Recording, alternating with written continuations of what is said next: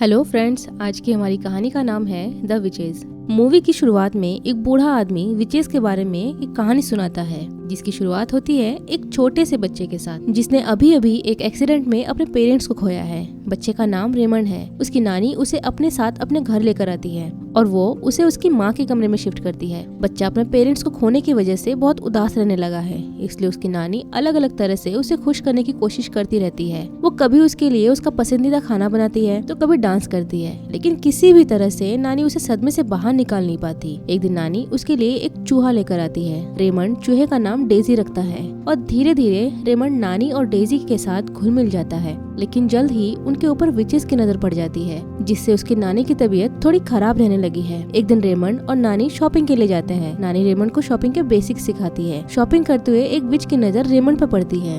Raymond को अकेला पाकर विच उसे अपने जाल में फंसाने की कोशिश करती है। विच रेमंड को एक कैंडी ऑफर करती है, लेकिन जिस तरह से वो रेमंड को कैंडी दे रही थी, रेमंड को बहुत ही अजीब लगता है। वो देखता है कि उस लेडी के हाथ से एक सांप निकलकर उसकी ओर बढ़ रहा है, जिसे देखकर वो बहुत ही घबरा जाता है।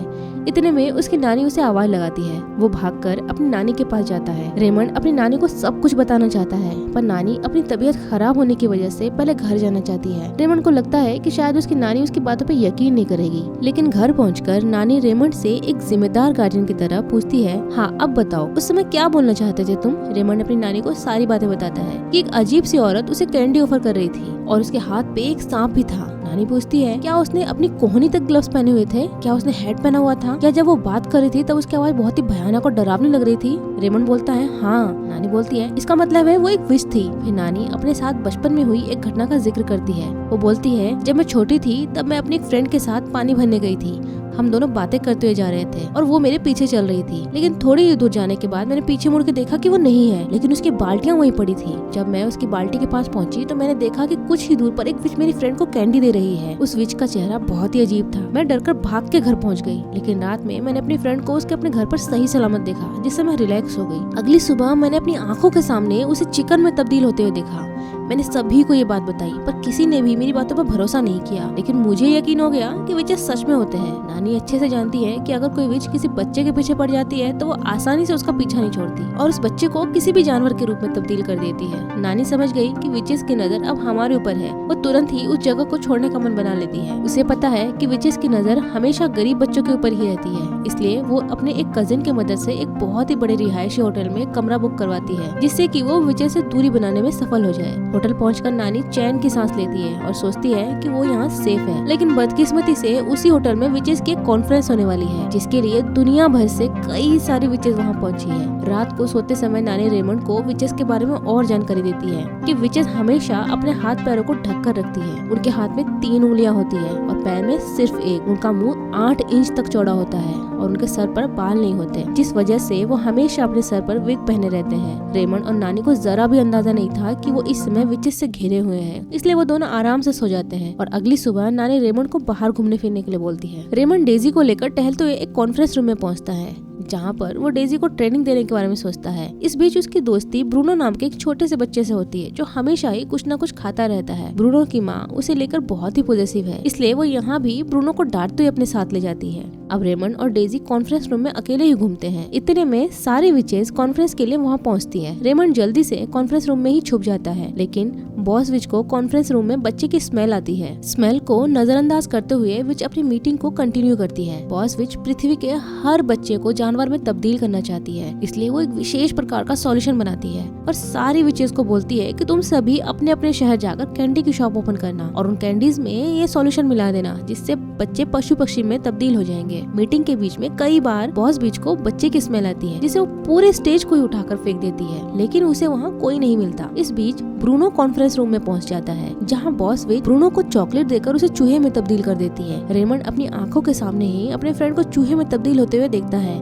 जिससे वो बहुत ही घबरा जाता है। अब सारी विचेस ब्रूनो पर हमला करती है। रेमंड डेजी को बोलता है, डेजी जाओ और प्लीज ब्रूनो को बचाओ। डेजी बोलती है, ठीक है। रेमंड हैरान हो जाता है जब उसे पता चलता है कि डेजी बोल सकती है। डेजी किसी तरह से ब्रूनो को बचा के लाती है, लेकिन बॉस विच को अभी भी बच्चे की स्मेल आती है और इस बार वो रेमंड को ढूंढ लेती है। अब रेमंड को भी पकड़कर उसे चूहे में तब्दील कर देती है। अब सारी विचेस तीनों चूहों को मारने की कोशिश करती है, लेकिन किसी तरह से रेमंड, डेजी और ब्रूनो वहाँ से भाग जाते हैं। यहाँ हमें पता चलता है कि डेजी एक लड़की है जिसे विचेस ने चूहे में तब्दील कर दिया था। रेमंड के पूछने पर वो बताती है कि उसने इसलिए रेमंड को कुछ भी नहीं बताया क्योंकि उसे डर था कि अगर उसे पता चलेगा कि वो बात कर सकती है तो रेमंड शायद डर जाएगा, इसलिए उसने अपना मुंह ही बंद रखा। डेजी बताती है कि उसका असली नाम मैरी है। वे तीनों नानी के पास पहुंचते हैं क्योंकि एक नानी ही है जो उनकी बातों पर भरोसा कर सकती है। लेकिन रास्ते में उन्हें एक सर्वेंट देख लेती है जिससे सर्वेंट बहुत डर जाती है। वो तुरंत ही एक हेल्पर को बुलाती है। वो हेल्पर पूरे होटल में चूहा पकड़ने का जाल बिछा देता है। वो नानी के पास पहुंचकर सारी बातें बताते हैं। सारी बातें जानने के बाद नानी बताती है कि उन्हें वापस इंसानों में बदलने के लिए उसी सॉल्यूशन की जरूरत पड़ेगी जिससे विचेस ने उन्हें चूहा बनाया था। उन्हें पता है कि बॉस विच जस्ट नानी के नीचे वाले फ्लोर पे ही रहती है, इसीलिए नानी और सभी मिलकर प्लान बनाकर रेमंड को नीटिंग यार्न के सहारे नीचे स्पेशल सॉल्यूशन लेने के लिए भेज देते हैं। रेमंड बड़ी ही चालाकी से सॉल्यूशन लेने में कामयाब हो जाता है, लेकिन वापस आते समय बॉस विच की नजर धागे पे पड़ जाती है और वो धागे को पकड़ लेती है, जिससे रेमंड का दिल डर के मारे जोर जोर से धड़कने लगता है। धागे को पकड़कर जैसे ही विच नानी को देखती है, बोलती है कि मैंने पहले तुम्हें कहीं देखा है। विच अपने दिमाग पर जोर डालती है। तभी होटल का स्टाफ वहाँ पहुँचता है, जिससे वो धागा छोड़ देती है और होटल स्टाफ से बातें करने लगती है। मौके का फायदा उठाकर नानी जल्दी से रेमंड को ऊपर खींच लेती है।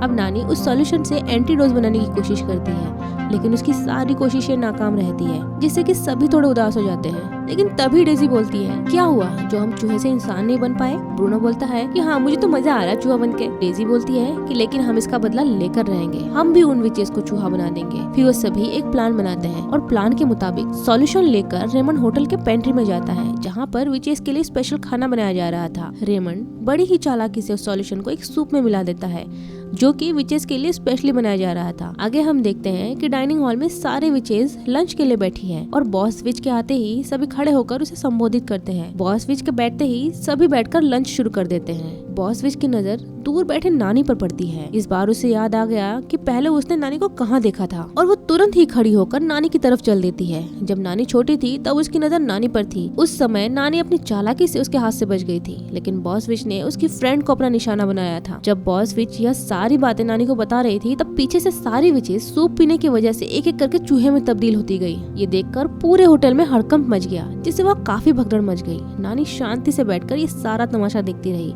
जब बॉस विच नानी को धमका रही थी, उसी समय मौके का फायदा उठाकर रेमंड ने विच के कॉलर से उसके रूम की चाबी चुराकर नानी को दे दी। अब सभी बॉस विच के कमरे में जाकर तलाशी लेते हैं। नानी वहाँ से काफी सारे सॉल्यूशंस इकट्ठा कर लेती है। इस बीच बॉस विच डुप्लीकेट चाबी की मदद से अपने कमरे में पहुँचती है।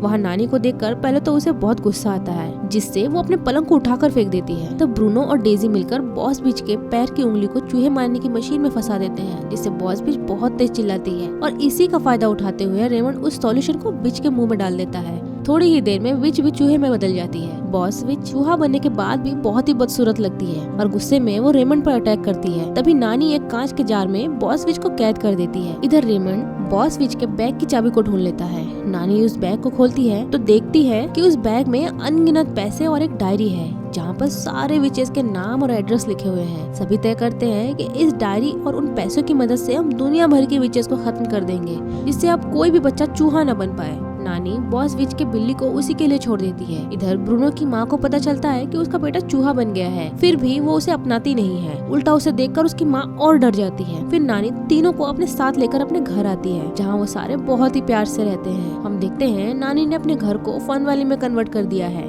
जहाँ पर तीनों बहुत ही एंजॉय करते हैं। जैसा कि हम जानते हैं कि एक नॉर्मल चूहा 3 साल तक ही जिंदा रहता है, लेकिन रेमंड, ब्रूनो और डेजी लंबे समय तक जिंदा हैं, क्योंकि वो लोग इंसान से चूहा बने हैं। मूवी की शुरुआत में हम एक बूढ़े आदमी से कहानी सुन रहे थे। वो कोई और नहीं बल्कि रेमंड है। वो अब बूढ़ा हो गया है और नानी भी काफी बूढ़ी हो गई है और वो बहुत सारे बच्चों को विचेस के बारे में अलर्ट कर रहा है। और अब वो बच्चे खुद ही निकल पड़े हैं सारे विचेस को ढूंढकर उन्हें चूहा बनाने के मिशन पे।